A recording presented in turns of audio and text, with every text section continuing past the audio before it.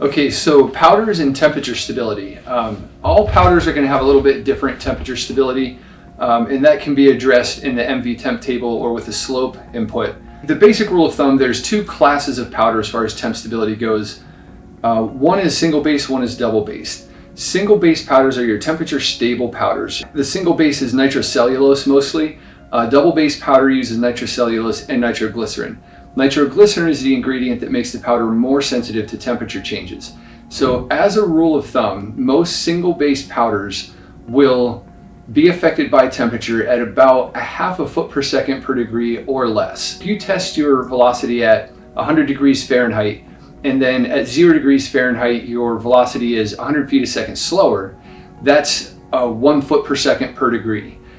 That's a pretty sensitive powder. Like I said, most single base powders are less than 1/2 foot per second per degree. And the double base powders can be a full foot per second, or even 1.5 or up to 2 feet per second per degree would be considered a very temperature sensitive powder. But look for if your powder is single based or double based. This will be easier for hand loaders to determine. Double based powders are often selected because they're more energetic.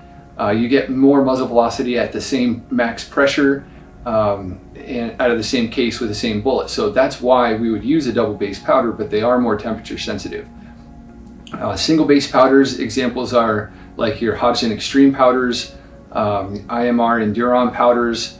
Anything that's advertised as temperature stable is going to be a single base powder, and you can do a test yourself at different temperatures, but you're typically looking at between 0.1 and 0.5 feet per second per degree for the good single base powders. A lot of competition shooters will work up a max load in their condition at home. Like for example, in Michigan, if we were to work up a max load in Michigan in the wintertime and then drive out to the Southwest Nationals in Phoenix in February, we're looking at much warmer temperatures, and the shooters that are inexperienced enough to do that will have problems and likely not be able to finish a tournament if they worked up a max load with double base powder in cold temperatures and then went into a much hotter environment. So something to be very cognizant of. If you're hand loading, especially to max pressure with a double base powder, you want to make sure the environment that you're shooting your ammo in is equal or cooler than what you worked it up in. For that reason, it's difficult to use double base powders in factory loaded ammo because the range of possible temperatures that it could be used in is so broad